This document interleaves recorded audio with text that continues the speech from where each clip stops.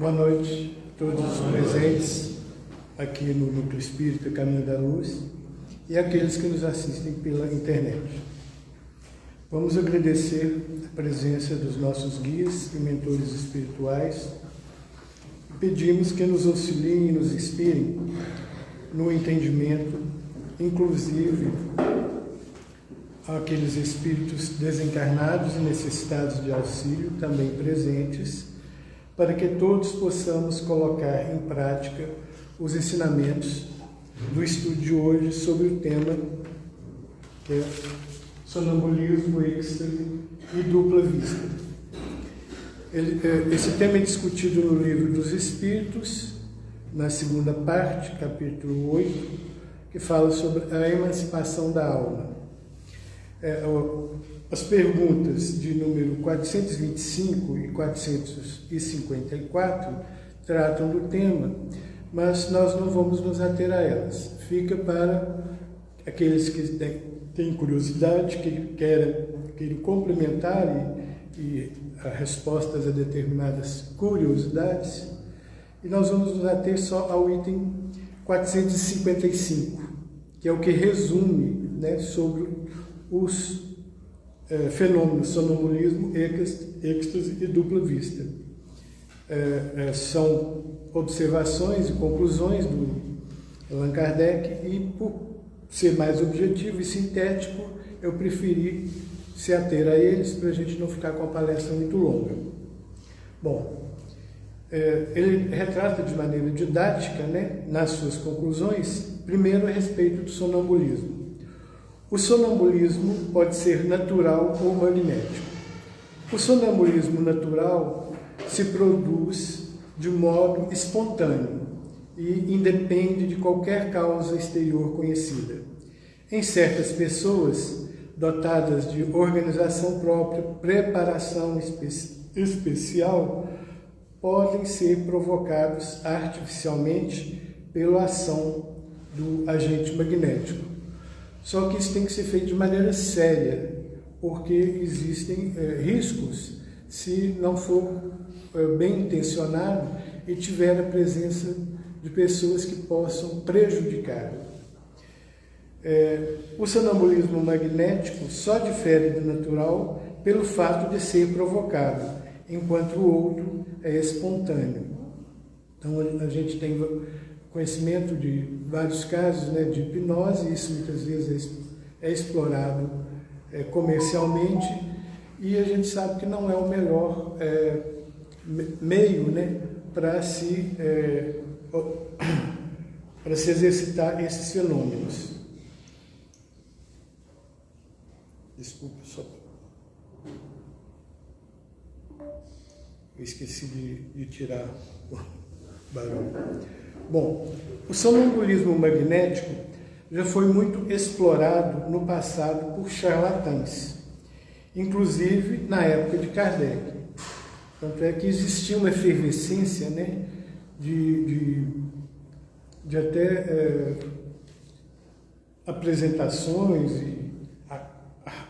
ocupando teatros e locais que tinham o afluxo de muitas pessoas curiosas, E nessa época confundia-se com entretenimento, diversão, e era quase sempre mercantilizado. Além de ter a exploração desses que seriam os prestidigitadores, haviam também os grupos de estudo que exercitavam fenômenos, normalmente em locais menos expostos aos públicos, grupos mais fechados ou elitizados, mas que não deixavam de ter o cunho da curiosidade ainda naquela época.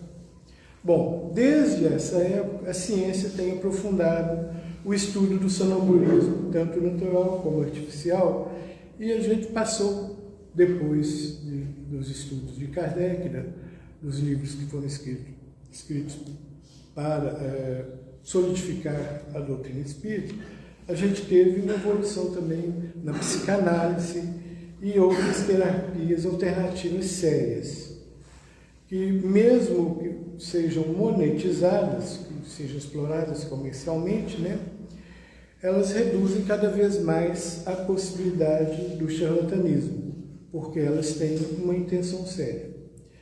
O Espiritismo considera o sonambulismo mais que um fenômeno fisiológico. É uma luz projetada sobre a psicologia. E a gente tem, além dos livros espíritas, vários livros psicografados, né, que a gente tem conhecimento que estudam o assunto. Livros do próprio Chico Xavier e do Divaldo. O Manuel Filomeno de Miranda e Joana de Ângeles são espíritos que tratam bastante do assunto.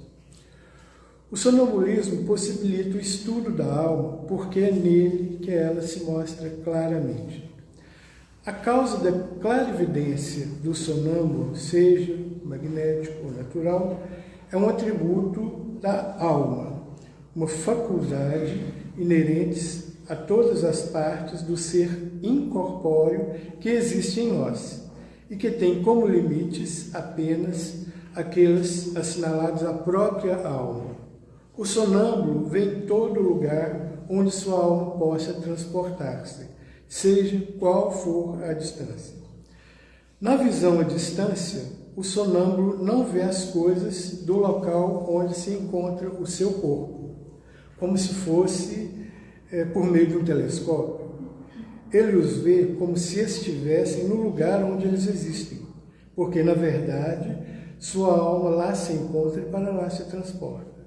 É por isso que o seu corpo físico, desgastado e privado de sensações, até que a sua alma venha a apossar-se dele novamente. É por isso que o corpo fica desgastado. O corpo experimenta uma fadiga após certo tempo, sobretudo quando a alma se entrega a um trabalho ativo. A vista da alma ou do espírito não é circunscrita e não tem sede determinada, razão porque o sonâmbulo não lhe podem assinalar um órgão especial, nem foco próprio. Muitas vezes o sonâmbulo não fala nem está vendo com os olhos, com a visão. Ele pode falar que está vendo com outras partes do corpo, porque pode ser dali, dos centros vitais, por exemplo, que esteja surgindo a sua visão. Ao se reportarem ao corpo, o foco que lhes parece estar nos centros onde a atividade vital é maior, principalmente no que a gente chama de chakras, seja no cérebro, os chakras coronário e frontal, na região epigástrica, que seriam os chakras do plexo solar, sobre o umbigo, e na região do baço, ou nos órgãos que considerem ponto de ligação mais forte entre o espírito e o corpo. Outros chakras, seja o chakra raiz ou básico, na base da espinha dorsal, ou no coração, ou laríngeo, na frente da garganta. O poder da lucidez sonambúlica é limitado pelas faculdades e conhecimentos do espírito, segundo seu grau de perfeição, que foi alcançado em várias reencarnações, sendo mais limitado ainda quando ligado à matéria, da qual sofre influência. Então, o sonâmbulo também tem influência dos próprios pensamentos, que ainda estão se movimentando no seu cérebro. Esta é a causa pelo qual a clarividência não é universal nem infalível, principalmente se seu fim é desviado daquele propósito mais nobre, que tem referência à natureza. Quando transformado em objeto de experimentação, por curiosidade, entretenimento, diversão e exploração comercial, isso tudo é desvirtuado, É o que a gente chama de mercantilização da mediunidade.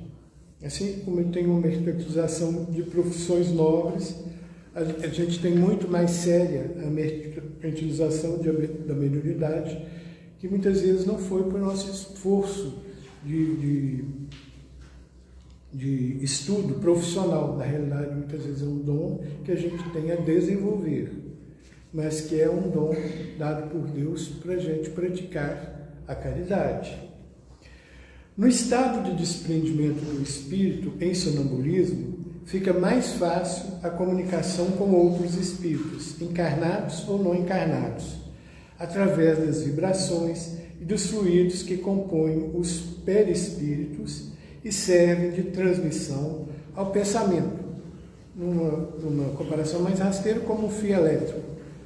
Mas a gente tem muita referência a raios, como se fosse a comunicação através de raios, que nada mais é do que a energia. A energia que a gente tem como comunicar com toda a natureza e com outros espíritos semelhantes a nós. Sejam também através a gente vai ver mais à frente, de outros fenômenos com espíritos superiores. O sonâmbulo não tem necessidade de que o pensamento seja articulado por meio de palavras, pois ele simplesmente sente, a gente poderia dizer que adivinha o que ele está comunicando, seja com outros espíritos ou expressando do que ele consegue lembrar. Isto torna impressionável e acessível as influências da atmosfera moral que envolve.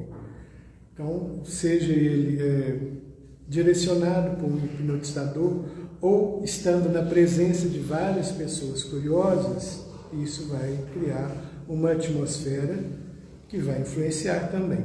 Não é só o próprio pensamento do sonâmbulo.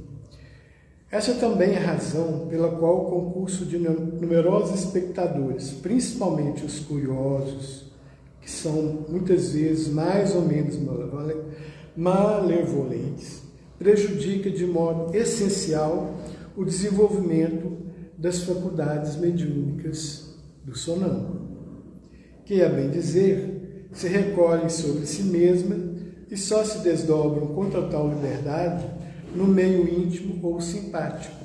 Daí a necessidade da educação e do aperfeiçoamento e da preparação mediúnica, principalmente daqueles que participam de reuniões mediúnicas. A presença de pessoas mal intencionadas ou antipáticas produz sobre o sonâmbulo o efeito do contato da mão sobre a pessoa sensitiva. Quer dizer, ela pode prejudicar essa presença, em vez de facilitar uma corrente que seja positiva e permita, uma boa experiência.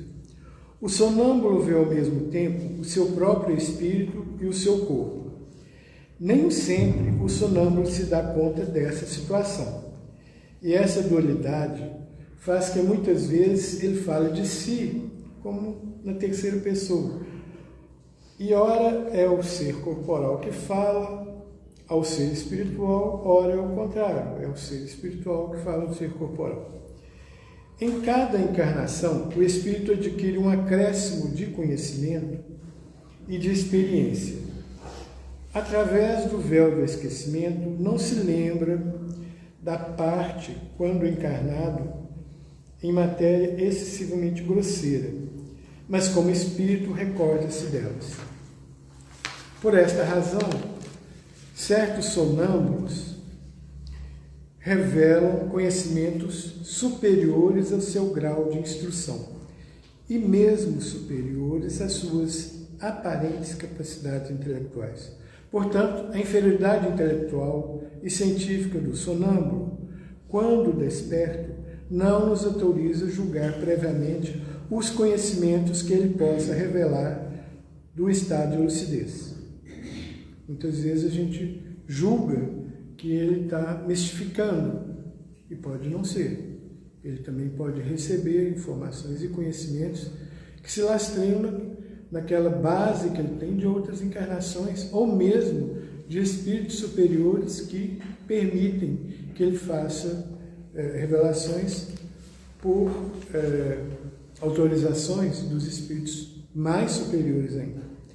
Conforme as circunstâncias e o objetivo que se tem em vista, o sonâmbulo pode aurir da sua própria experiência, da clarividência das coisas presentes ou dos conselhos que receba de outros espíritos, sejam superiores, e muitas vezes também pode ser prejudicado por espíritos inferiores. Como, porém, seu próprio espírito pode ser mais ou menos adiantado, possível lhes é dizer coisas mais ou menos exatas. Pelos fenômenos do sonambulismo, seja natural ou magnético, a providência divina nos dá a prova irrefutável da existência e da independência da alma e nos faz assistir ao espetáculo da sua emancipação. Tanto é que o tema desse capítulo do Livro dos Médiuns se trata justamente da emancipação da alma. Por esse meio, ela nos abre o livro do nosso destino. A gente pode rememorar isso, e, se for permitido, situações de encarnações anteriores, e a gente pode ter um vislumbre do nosso destino, de fatos da vida futura, que podem ou não podem acontecer, dependendo do livre-arbítrio, não só nosso, mas de todos que estão à nossa volta. Quando o sonâmbulo descreve o que se passa à distância, é evidente que ele vê com a visão do espírito, ou de sua alma. Enquanto o homem se perde nas sutilezas de uma metafísica abstrata e ininteligível do próprio espírito, em busca das causas da nossa existência moral, Deus põe diariamente sob os nossos olhos e ao alcance da mão os meios mais simples e mais evidentes para o estudo da psicologia experimental. E tem muita coisa que a gente observa através da ciência, mesmo depois dos livros escritos por Kardec, que houve esclarecimentos na própria ciência. E o Espiritismo, como também ciência, não vai negar muita coisa que foi avançada em termos de comprovação, principalmente do que já era previsto na doutrina espírita. Bom, agora vamos tratar sobre o êxtase. O que será? É o estado no qual a independência da alma e do corpo se manifesta de modo mais sensível, tornando-se, de certa forma, palpável espiritualmente. No sonho e no sonambulismo, a alma vaga pelos mundos terrestres. No êxtase, a alma penetra em um mundo desconhecido, a dos espíritos etéreos, que são mais superiores, com os quais entra em comunicação, sem, todavia, poder ultrapassar certos limites, que não poderia transpor sem romper totalmente os laços que o prendem ao corpo. Um fulgor resplandecente e inteiramente novo o envolve, harmonias desconhecidas da terra o extasiam, um bem-estar indefinível o invade. Goza antecipadamente da beatitude celeste e pode-se dizer que põe um pé no limiar da eternidade. Aqui cabe uma observação que não é um privilégio só dos médiuns espíritas. A gente tem na história, e até atualmente em outras religiões,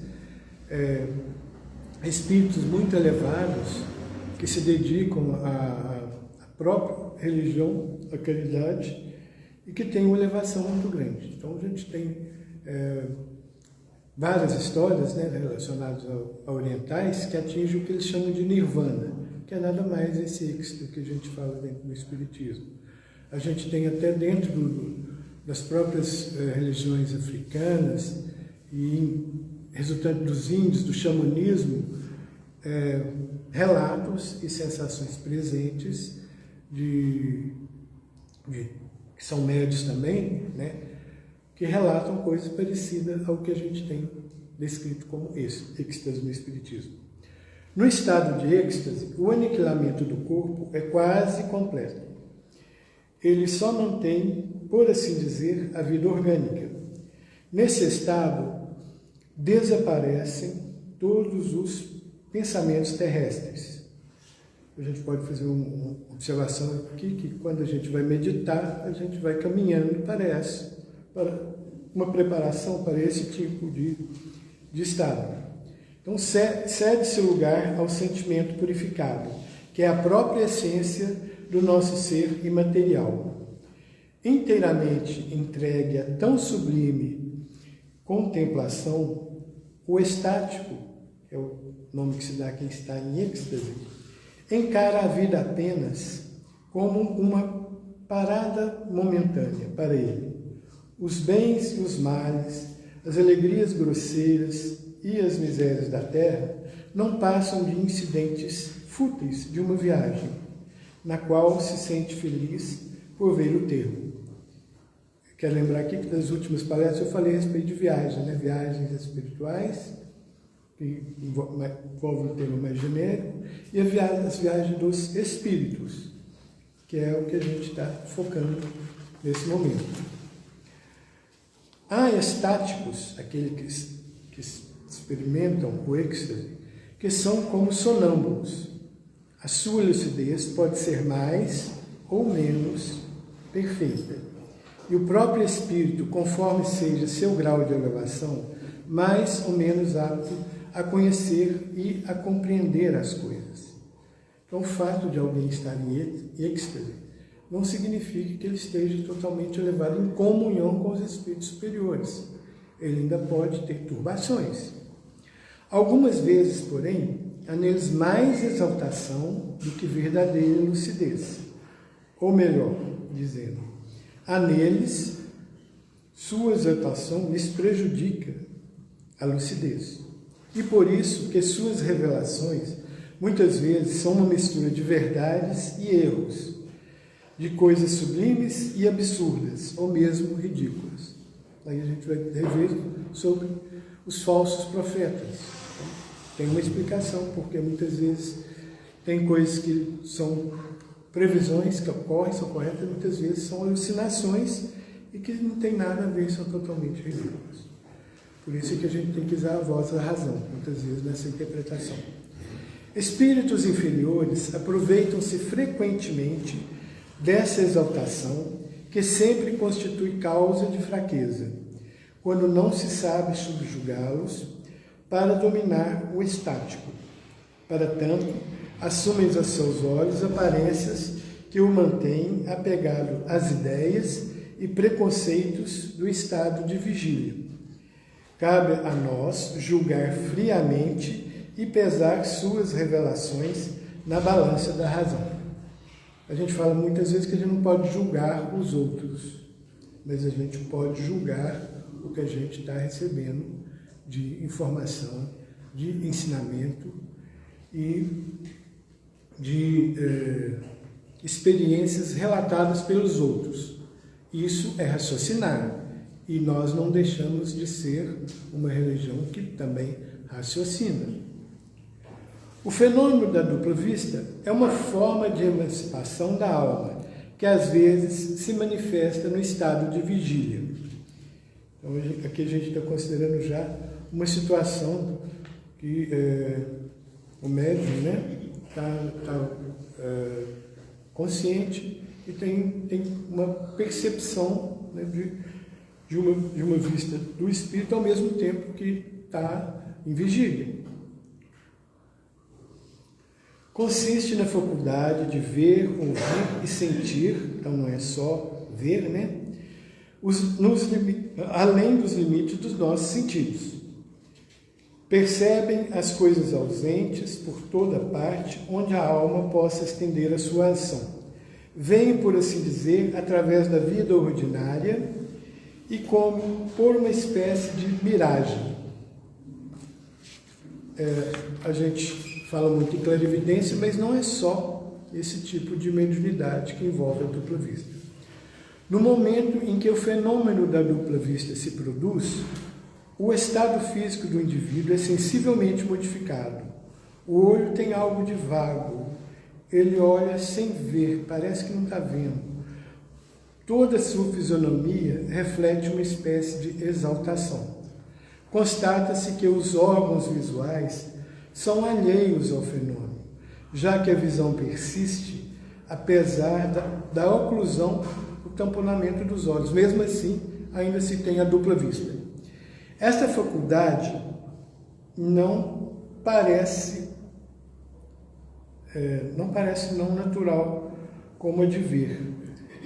Consideram um atributo do seu ser, sem nada ter de excepcional. Então é um tipo de mediunidade que é natural. A pessoa desenvolve aquele dom se ela estudar, praticar e se preparar. Do contrário, ela vai poder entrar numa situação de perturbação. Muitas vezes o esquecimento se segue a essa lucidez passageira, cuja lembrança se torna cada vez mais vaga e acaba por desaparecer como a de um sonho. Então, se alguém tem a dupla vista e quer registrar, é bom que escreva ou faça um registro mais imediato, porque aquilo vai se dissipar, como a gente tem com relação aos nossos sonhos. O poder da dupla vista, desde a sensação contínua até a percepção clara e nítida das coisas presentes ou ausentes.